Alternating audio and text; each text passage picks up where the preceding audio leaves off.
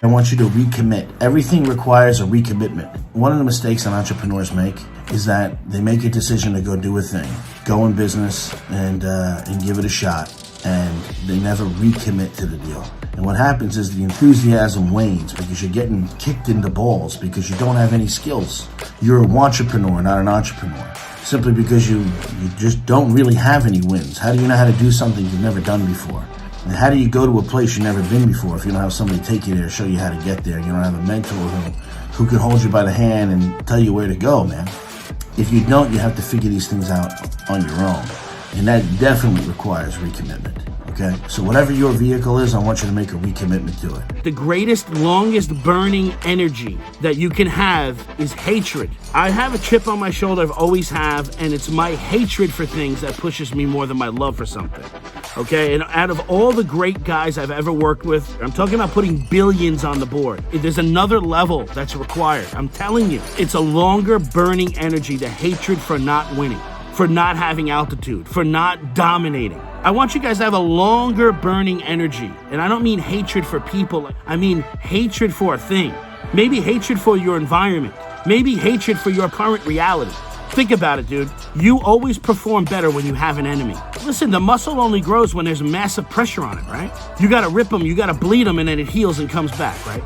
Isn't that how we lift greater weight? When you're running with 6 guys, don't you want to win that? So you're going to perform better knowing that you're running against these other guys. There's another factor in there. Hatred for a thing, right? It's a bit provocative, but it's true. It's very difficult to regain altitude. Can you get it back? Yeah, you can get it back, but it is tough. It's an uphill hoe. The reason why is that people are afraid of spending money. They're looking for reasons for outs. Even if they called you for an estimate, they don't want to have to make a decision today. If they sense in their EQ that they got you, that they got the drop on you, that they took control of this, they marginalized you as every other contractor, okay, they're going to keep you there. They're not going to let you change position, get on top of them again, and start controlling them. Just subconsciously, they're not going to let that happen.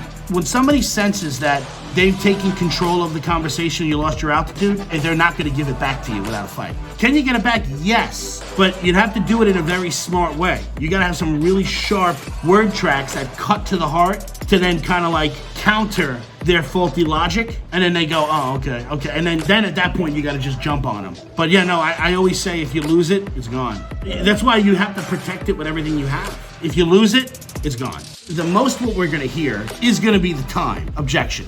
I wanna think about it, I wanna add time, maybe it's not right, I'm gonna come back to you. Everything you hear is gonna be a time objection. They're not gonna object to the product. They're only gonna object to the money after we flushed it and forced them into it. But the number one thing we're gonna hear is time. Now, we all know it's not really time, and it's not the product, it's gonna be the money. So we're gonna say, listen, if money was the same, who would you rather go, me or the other guy? On a scale from 0 to 10, where are you? Hey, listen, if money wasn't a problem, would you do this deal?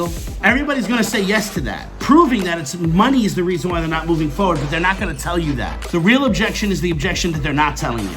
So buyers are liars. So the number one thing you're gonna get is time. So we can't bite on that. I mean, what does even adding time mean? I don't even know what that means when a guy says he wants to think about it. It's the most frustrating thing in the world to me. Adding time just means you don't wanna make a decision. You're afraid of spending money because you don't know how to go out in the world and replenish it. It's just money, man. Use it as a tool. Use it as a resource, not as a security blanket.